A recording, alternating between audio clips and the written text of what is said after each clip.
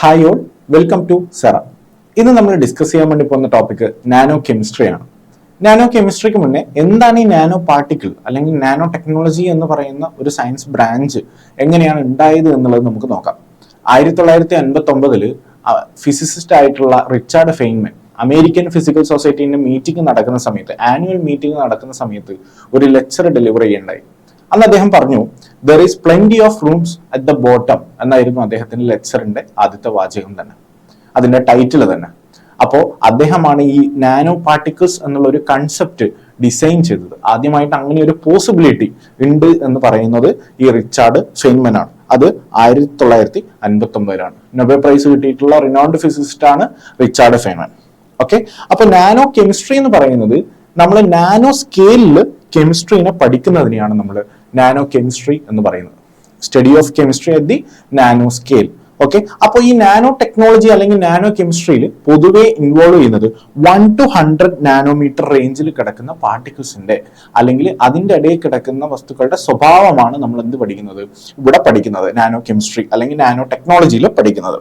അപ്പോൾ ഏതൊരു മെറ്റീരിയലിനും 1 to 100 നാനോമീറ്ററിന്റെ ഉള്ളിൽ ഒരു ഡയമെൻഷൻ കാണിക്കാൻ വേണ്ടി പറ്റുന്നുണ്ടെങ്കിൽ അത് നാനോ മെറ്റീരിയൽ ആയിട്ട് നമുക്ക് ഡിസൈൻ ചെയ്യാൻ വേണ്ടി പറ്റുന്ന ഒന്നാണ്. അത് നാനോ മെറ്റീരിയൽ ആണ് എന്ന് നമുക്ക് പറയാം. അപ്പോൾ നാനോ കെമിസ്ട്രി എന്താണ്? ഈ നാനോ എന്ന് പറയുന്നത് നമുക്കറിയാം 10⁻⁻9 എന്ന് നമ്മൾ ഒറ്റയടിക്കെന്ന് പറയും. 10⁻⁻9 മീറ്റർ ആണ് 1 നാനോ മീറ്റർ എന്ന് പറഞ്ഞത് നമ്മൾ അങ്ങനെ ഒരു ഇക്വേഷൻ നമ്മൾ അങ്ങ് കണ്ടെത്തും അല്ലെ. 1 nanometre is equal to 10⁻⁻9 metre എന്ന് നമ്മൾ പറയാറുണ്ട്. പക്ഷെ ഇത് ആക്ച്വലി ഒന്ന് കമ്പയർ ചെയ്യുന്ന സമയത്ത് എർത്തിന്റെ ഡയമീറ്റർ നമുക്ക് നോക്കാം. എർത്തിന്റെ ഡയമീറ്റർ എന്ന് പറയുന്നത് 1.27 ഇൻറ്റു 10⁻7 മീറ്റർ ആണ്. അതായത് 10⁻7 മീറ്റർ, ഒന്ന് കഴിഞ്ഞ് അത്രയും 0, 10⁻7 മീറ്റർ ആണ്. എന്നാൽ ഒരു ബാസ്കറ്റ് ബോൾ എടുത്തു കഴിഞ്ഞാൽ അതിന്റെ ഡയമീറ്റർ എന്ന് പറയുന്നത് 10⁻⁻1 റേഞ്ചിലാണ് കിടക്കുന്നത്. എന്നാൽ ഒരു നാനോ പാർട്ടിക്കിളിന്റെ ഡയമീറ്റർ റേഞ്ച് എടുത്തു കഴിഞ്ഞാൽ അത് 10⁻⁻9 മീറ്റർ റേഞ്ചിലാണ് കിടക്കുന്നത്. അപ്പോൾ ആ കമ്പാരിസൺ നോക്കുന്ന സമയത്ത് എത്രയോ അധികം നാനോ പാർട്ടിക്കിൾസ് ചേർത്ത് വെച്ചാൽ മാത്രമേ എന്താവുന്നുള്ളൂ, ഒരു ബാസ്കറ്റ് ബോൾ ആവുന്നുള്ളൂ. അത്രയും അധികം ബാസ്കറ്റ് ബോൾ ചേർത്ത് വെച്ചാൽ മാത്രമേ ഒരു ഭൂമിയുടെ സൈസിലേക്ക് അത് എത്തുള്ളൂ. അപ്പൊ നിങ്ങൾ മനസ്സിലാക്കാൻ, നാനോ എന്ന് പറയുന്നത് അത്രയും ചെറുതായിട്ടുള്ള ഒരു ഡയമെൻഷനിലാണ് നമ്മൾ കാര്യങ്ങൾ ഡിസ്കസ് ചെയ്യാൻ വേണ്ടി പോകുന്നത്. ഓക്കെ, അപ്പൊ ഈ നാനോ മെറ്റീരിയൽസ് എന്ന് പറയുന്ന സമയത്ത് ഒരുപാട് തരത്തിലുള്ള നാനോ മെറ്റീരിയൽസ് നമുക്ക് ചുറ്റിലുമുണ്ട്. Nano wires, nano cone, quantum dots, nano clusters, graphene, fullerene, nano tube എന്നിങ്ങനെ തുടങ്ങി ഒരുപാട് കൈൻഡ് ഓഫ് നാനോ മെറ്റീരിയൽ, പല ഡയമെൻഷനിൽ പല പ്രോപ്പർട്ടീസ് കാണിക്കുന്ന, തെർമൽ പ്രോപ്പർട്ടീസ്, ഇലക്ട്രിക്കൽ പ്രോപ്പർട്ടീസ് ഒക്കെ കാണിക്കുന്ന പല തരത്തിലുള്ള നാനോ മെറ്റീരിയൽസ് ഉണ്ട്. അവരെ പറ്റിയാണ് നമ്മൾ പഠിക്കാൻ വേണ്ടി പോകുന്നത്. അപ്പോൾ ആദ്യം നമുക്ക് ഇതിന്റെ ക്ലാസിഫിക്കേഷനിലേക്ക് വരുന്ന സമയത്ത് നാനോ മെറ്റീരിയൽസിന്റെ ക്ലാസിഫിക്കേഷൻ പറയുമ്പോൾ 0 dimensional nano material, 1 dimensional nano material, 2 dimensional nano material, 3 dimensional nano materials എന്നിങ്ങനെയാണ് നമ്മൾ പൊതുവെ ക്ലാസിഫൈ ചെയ്യുക. അപ്പൊ ഈ ഒരു ക്ലാസിഫിക്കേഷൻ എന്തിനാണ്, എങ്ങനെയാണ് ഈ ഒരു ക്ലാസിഫിക്കേഷൻ വരുന്നത് എന്നുള്ളത് നമുക്ക് നോക്കാം. അപ്പോൾ 0 ഡയമെൻഷണൽ നാനോ മെറ്റീരിയൽ എന്ന് പറയുമ്പോൾ നമ്മൾ നോർമലി ആക്സിസ് എടുക്കുന്നു അല്ലെ, X axis, Y axis, Z axis. Okay, 3 ഡയമെൻഷനിൽ നമ്മൾ ആക്സിസിനെ പറയുന്ന സമയത്ത് എല്ലാ ഡയമെൻഷനിലും നമുക്ക് എന്ത് പറ്റുന്നു, 100 നാനോമീറ്ററിന്റെ ഉള്ളില് നമുക്ക് ഒതുക്കാൻ വേണ്ടി പറ്റുന്നുണ്ടെങ്കിൽ നമുക്കതിനെ 0 ഡയമെൻഷണൽ നാനോ മെറ്റീരിയൽ എന്ന് പറയാം. എല്ലാ ഡയമെൻഷനും നാനോ സ്കെയിലിൽ ആണ് എന്ന് നമ്മൾ പറയുന്നു. Here all the dimensions X, Y, Z ഡയറക്ഷനിലുള്ള എല്ലാ ഡയമെൻഷനുകളും നാനോ സ്കെയിലാണ്. നാനോ സ്കെയിൽ എന്ന് പറഞ്ഞു കഴിഞ്ഞാൽ 1 to 100 നാനോമീറ്റർ ആണ്. 1 to 100 നാനോമീറ്റർ ആണ്. അതിനുള്ളിലാണ് കിടക്കുന്നതെങ്കിൽ എല്ലാ ഡയമെൻഷനിലും, ആ പാർട്ടിക്കിളിന്റെ എല്ലാ ഡയമെൻഷനിലും 1 to 100 നാനോമീറ്ററിലാണ് കിടക്കുന്നതെങ്കിൽ 0 ഡയമെൻഷണൽ നാനോ മെറ്റീരിയൽ എന്ന് പറയുന്നു. 1 ഡയമെൻഷണൽ നാനോ മെറ്റീരിയൽ എന്ന് പറയുമ്പോൾ ഏതെങ്കിലും രണ്ട് X Y direction, Z direction nano material റേഞ്ചിൽ കിടക്കുന്നില്ലെങ്കിലും പ്രശ്നമില്ല. എക്സും വൈയും നാനോ മെറ്റീരിയൽ റേഞ്ചിലാണ് കിടക്കുന്നതെങ്കിൽ അതിനെ നമ്മൾ 1 ഡയമെൻഷണൽ നാനോ മെറ്റീരിയൽ എങ്കിലും, എന്നാൽ ഒന്ന് മാത്രം എക്സ് മാത്രമാണ് കിടക്കുന്നതെങ്കിൽ അതിനെ നമ്മൾ 2 ഡയമെൻഷണൽ നാനോ മെറ്റീരിയലും എന്നാണ് പറയാം. ഇതിന്റെ എക്സാമ്പിൾസ് പ്രത്യേകം ഓർത്തു വെക്കാൻ ശ്രദ്ധിക്കണം. 0 ഡയമെൻഷണൽ എന്ന് പറയുന്നത് നാനോ സ്ഫിയേഴ്സും നാനോ ക്ലസ്റ്റേഴ്സും ആണ്. 1 ഡയമെൻഷണൽ എന്ന് പറയുന്നത് എന്തൊക്കെയാണ്, nano fibres, nano tubes, nano rods, nano wires. Okay, 1 dimensional എന്ന് പറയുമ്പോൾ nano fibres, nano tubes, nano rods, nano wires. Okay, ആ കാര്യങ്ങൾ ഓർത്തു വെക്കുക. 2-dimensional നാനോ മെറ്റീരിയലിലേക്ക് വരുന്ന സമയത്ത് അവർ പ്ലേറ്റ് ലൈക്ക് ഷേപ്സ് ആണ് അവർ എക്സിബിറ്റ് ചെയ്യുന്നത്. Plate like shapes. Okay, plate like എന്ന് വെച്ച് കഴിഞ്ഞാൽ ഇങ്ങനെ ഒരു പ്ലേറ്റ് പോലെ, ഒരു സർഫസിൽ ഒരു ഫിലിം പോലെ അതുണ്ടാവും. അതിന് എക്സാമ്പിൾ ആണ് നാനോ ഫിലിംസ്, നാനോ ലെയേഴ്സ്, അതുപോലെ നാനോ കോട്ടിങ്സ് വിത്ത് നാനോമീറ്റർ തിക്നെസ്. ഓക്കെ, നാനോമീറ്റർ തിക്നെസ്സിലുള്ള, അതായത് 10⁻⁻⁹ റേഞ്ച് തിക്നെസ് ഉള്ള നാനോ കോട്ടിങ്സ് കൂടെ എന്തിൽ ഉൾപ്പെടുന്നു? 2-dimensional നാനോ മെറ്റീരിയലിൽ ഉൾപ്പെടുന്നുണ്ട് എന്ന് ഓർത്ത് വെക്കുക. ഇനി 3-dimensional നാനോ മെറ്റീരിയലിനെ നമ്മൾ പഠിക്കാൻ വേണ്ടി പോവാണ്. എന്താണ് 3-dimensional nano material? These are nanomaterials that are not confined to the nanoscale in any dimension.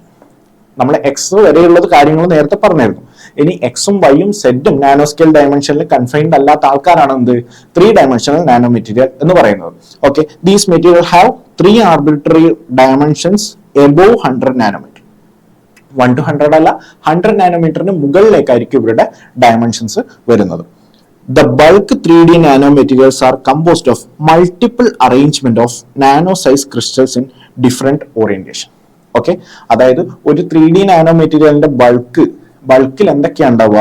Multiple arrangement of nano size crystals in different orientation. പല തരത്തിലുള്ള ഓറിയന്റേഷനിലുള്ള ക്രിസ്റ്റൽസുകളാണ്, നാനോ സൈസുള്ള ക്രിസ്റ്റൽസുകളാണ് ഒരു 3-dimensional നാനോ മെറ്റീരിയൽസിന്റെ ബൾക്കിൽ ഉണ്ടാവുക എന്നാണ് പറയുന്നത്. ഓക്കെ, എക്സാമ്പിൾ ആയിട്ട് പറയുകയാണെന്നുണ്ടെങ്കിൽ നമുക്ക് അല്ലെങ്കിൽ ഈ ഒരു ബൾക്കിലുള്ള നാനോ ക്രിസ്റ്റൽസ് എങ്ങനെ ഫോം ചെയ്യുന്നത് എന്ന് നമുക്ക് പറയാം. It includes dispersion of nano particles, bundles of nano wires, nano tubes, as well as multiple nano layers. Multiple nano layers അല്ലെങ്കിൽ പോളിക്രിസ്റ്റൽസ് എന്നതിനെ പറയാം.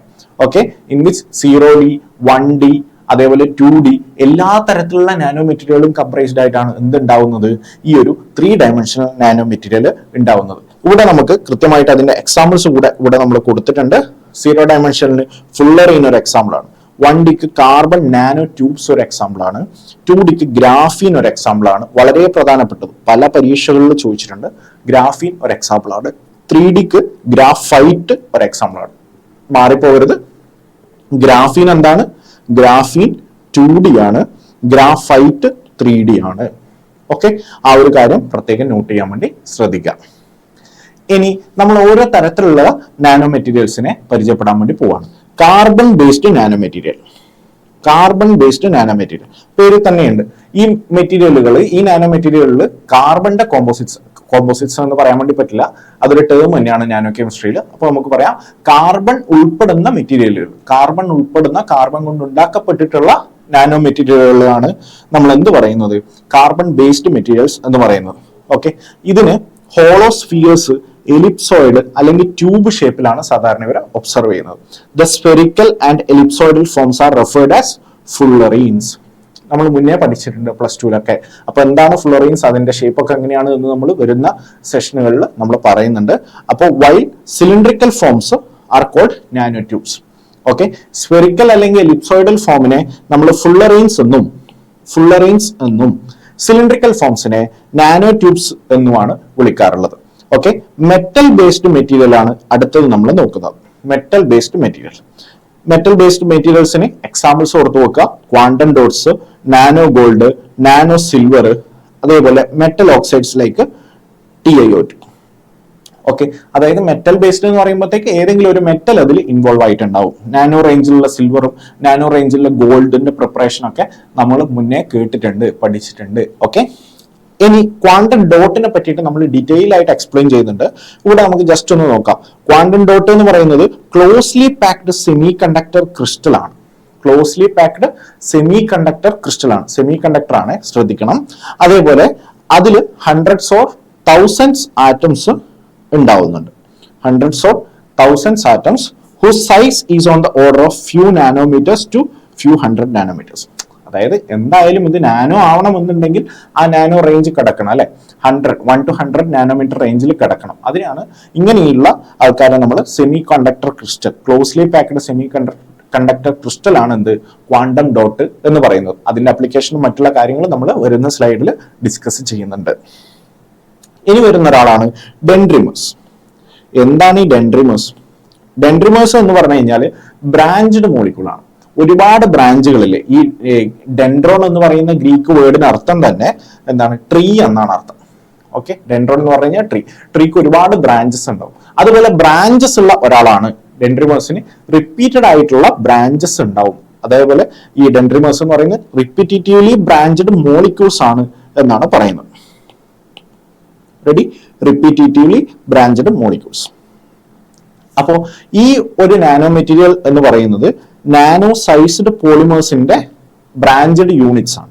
നാനോ സൈസ്ഡ് പോളിമേഴ്സിന്റെ ബ്രാഞ്ചഡ് യൂണിറ്റ്സ് ആണ്. അപ്പോൾ ഒരുപാട് ബ്രാഞ്ചുകൾ ഉണ്ടാകുമ്പോൾ ഓരോ ബ്രാഞ്ചും ഓരോ സ്വഭാവങ്ങൾ കാണിക്കും. ഓക്കെ, ഓരോ ക്യാരക്ടറിസ്റ്റിക്സ് കാണിക്കും. അതിനനുസരിച്ച് ഇതിന്റെ അപ്ലിക്കേഷൻസ്, ഓരോ ബ്രാഞ്ചിനും ഓരോ തരത്തിൽ നമുക്ക് അപ്ലിക്കേഷൻസ് കണ്ടെത്താൻ വേണ്ടി സാധിക്കും.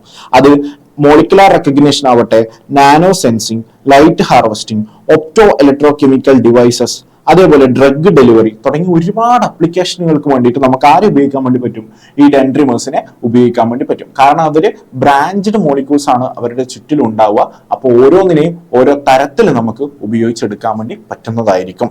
ഓക്കെ, അതിന് ഓരോന്നിനും ഒരു സ്പെസിഫിക് കെമിക്കൽ ഫങ്ഷൻസ് കൃത്യമായിട്ട് അതിന് ഉണ്ടാവാറുണ്ട്. ഓക്കെ, അടുത്തതാണ് കോമ്പോസിറ്റ്സ്. എന്താണ് composites? Composites are the combination of nanoparticles with other nanoparticles അല്ലെങ്കിൽ same nanoparticles to form bulk type materials. അതിനെയാണ് നമ്മൾ കോമ്പോസിറ്റ്സ് എന്ന് പറയുന്നത്. രണ്ട് നാനോ പാർട്ടിക്കിൾ, രണ്ട് ഡിഫറെന്റ് ആവട്ടെ അല്ലെങ്കിൽ ഒരേപോലത്തെ നാനോ പാർട്ടിക്കിൾ തമ്മിൽ കമ്പൈൻ ചെയ്തിട്ട് ഫോം ചെയ്യുന്ന ആൾക്കാരെയാണ് നമ്മൾ കോമ്പോസിറ്റ്സ് എന്ന് പറയുന്നത്. ഈ കോമ്പോസിറ്റ്സിനെ അല്ലെങ്കിൽ ഇപ്പോൾ നാനോ സൈസ്ഡ് ക്ലേസ് എന്നൊക്കെ പറയും. അതിന് നമ്മൾ മറ്റേതെങ്കിലും ഒരു പ്രൊഡക്റ്റിലേക്ക് ആഡ് ചെയ്ത് കഴിഞ്ഞാൽ ആ പ്രൊഡക്റ്റിന്റെ തെർമോ കെമിക്കൽ പ്രോപ്പർട്ടീസ്, അതുപോലെ തന്നെ mechanical properties, flame retardant properties ഒക്കെ നമുക്ക് എൻഹാൻസ് ചെയ്യാൻ വേണ്ടി പറ്റും എന്നാണ് പറയുന്നത്. ഇതാണ് കോമ്പോസിറ്റ്സിനെ പറ്റിയും അല്ലെങ്കിൽ മറ്റ് നാനോ മെറ്റീരിയലിലും മറ്റൊരു പ്രൊഡക്റ്റിലേക്ക് ആഡ് ചെയ്യുമ്പോഴും സംഭവിക്കുന്നത് എന്ന് പറയുന്നത്.